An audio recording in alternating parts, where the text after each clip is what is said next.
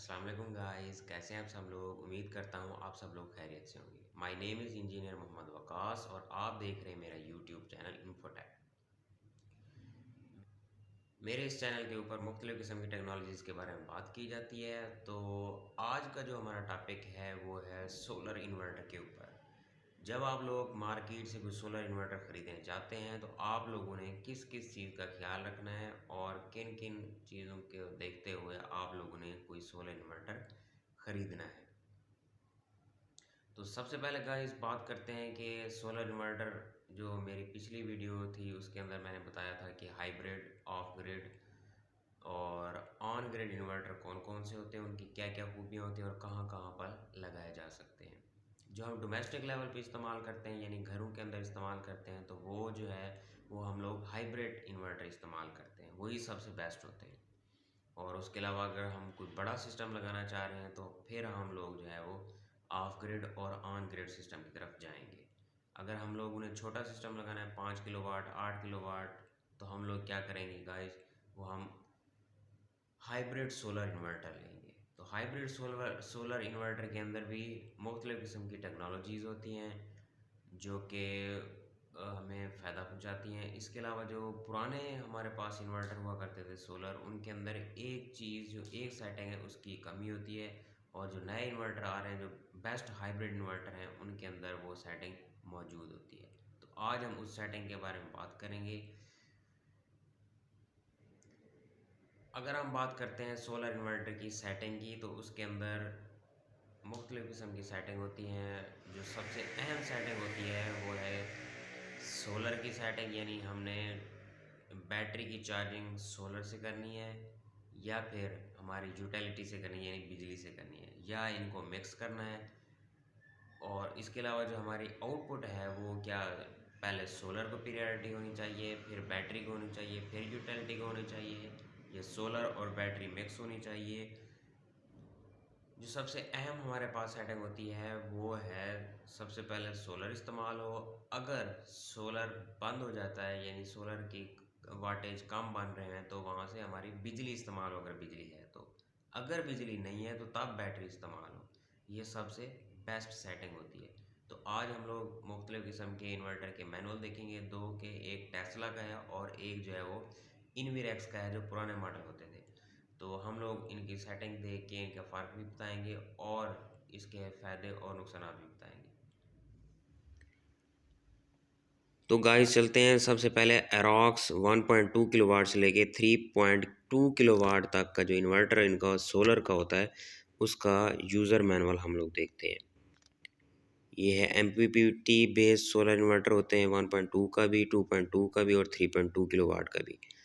तो जो आज का हमारा टॉपिक है उसके मुताबिक हम इसकी सेटिंग के ऊपर चलेंगे। ये इन्होंने डायग्राम दी हुई है। सोलर जनरेटर या फिर यूटिलिटी इसके साथ कनेक्ट हो सकती है, और बैटरी डिपेंडेबल होते हैं, और इसकी आउटपुट जो है वो फ्रिज, LED बल्ब, हमारे CPU सिस्टम हो सकते हैं, फैंस हो सकते हैं, हमारी LED TV वगैरह भी हो सकती है। अच्छा, आज का जो हमारा टॉपिक है उसके मुताबिक हम इसकी सेटिंग में जाएंगे। अगर हम लोग इसकी सेटिंग को देखें तो ये है सेटिंग।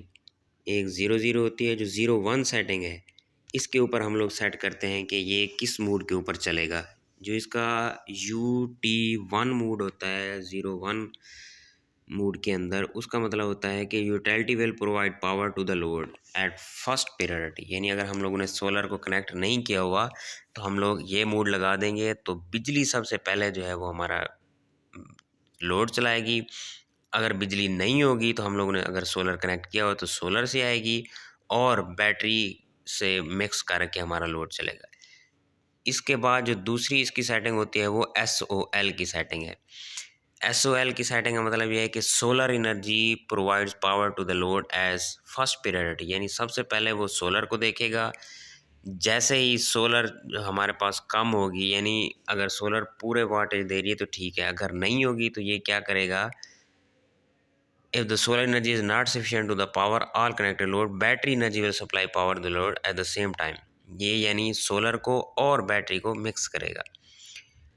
अगर हमारी जो सोलर है वो कम हो जाती है तो ये क्या करेगा, बैटरी से बहुत ज़्यादा पावर ले लेता है और इसके बाद क्या करता है, जैसे बैटरी डाउन होती है ये सोलर और बैटरी को चार्ज करने लग जाता है, सोलर को कट ऑफ करा देता है।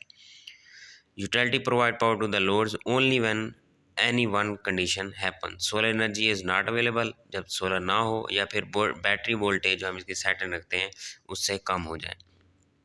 इसके बाद SBU यानी सोलर इस्तेमाल करें, उसके बाद बैटरी को इस्तेमाल करें और फिर यूटिलिटी को इस्तेमाल करें। Solar energy provide power to the load as first priority, same उसी की तरह। अगर सोलर एनर्जी पूरी नहीं होगी तो बैटरी पावर सेम देगा, उसी टाइम इस्तेमाल करेगा। Utility provide power to the load only when the battery voltage drops to either low voltage warning voltage. ये तकरीबन सेम ही है SBU और SOL सेटिंग। तो ये जो इन्वर्टर थे ये पुरानी टेक्नोलॉजी के थे। आजकल जो आ रहे हैं टेस्ला के इन्वर्टर, इन्वीरेक्स के अंदर भी अच्छे आ रहे हैं, लेकिन जो टेस्ला है वो, अगर उसकी हम बात करें तो वो इस टाइम बेस्ट चल रहा है। तो गाइज़ ये है टेस्ला सोलर का यूज़र मैनुअल, जो कि हाइब्रिड सोलर इन्वर्टर होते हैं। इन्फिनिटी इनके मॉडल होते हैं, 3 किलोवाट से ये शुरू होते हैं और 5 किलोवाट तक का ये यूज़र मैनुअल है। हम गाइस इसकी सेटिंग ऊपर चलेंगे, बाकी कोई चीज़ नहीं देखते। तो अगर हम लोग इसकी सेटिंग देखें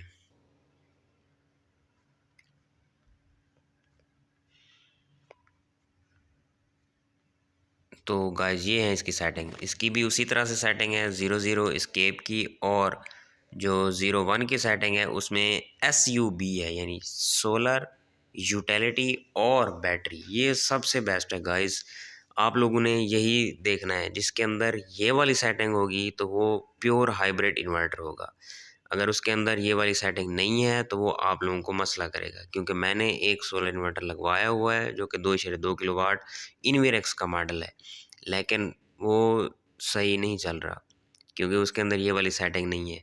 वो सबसे पहले तो सोलर और बैटरी को मिक्स करता रहता है, और जैसे ही बैटरी के वोल्टेज डाउन होते हैं एकदम पूरा सिस्टम बंद हो जाता है, बंद होके ऑन होता है और सोलर कट ऑफ हो जाता है, बैटरी को चार्ज करने लगता है यूटिलिटी। तो हमारा ये एक किस्म का मसला बन जाता है। मैंने उसके ऊपर AC लगाया हुआ है, वो AC गाइस बंद हो जाता है और दोबारा स्टार्ट होता है।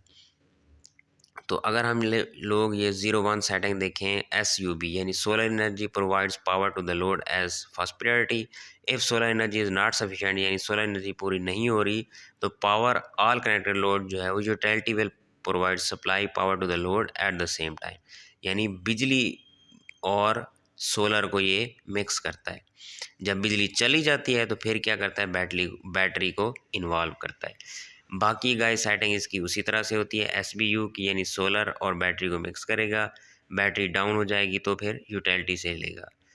इसके अलावा SOL ये भी सेम उसी तरह से ही है। बाकी इसका जो UT1 मोड है वो भी सेम ही है, यानी यूटिलिटी सबसे पहले पावर देगी, उसके बाद जो है वो सोलर और बैटरी को ये मिक्स करेगा। उम्मीद करता हूँ गाइज मेरी ये वीडियो आप सब लोगों को पसंद आई होगी। काइंडली मेरी वीडियो को लाइक करें, शेयर करें, कमेंट करें और मेरे चैनल इन्फोटेक को सब्सक्राइब करना ना भूलें। शुक्रिया, अल्लाह हाफिज़।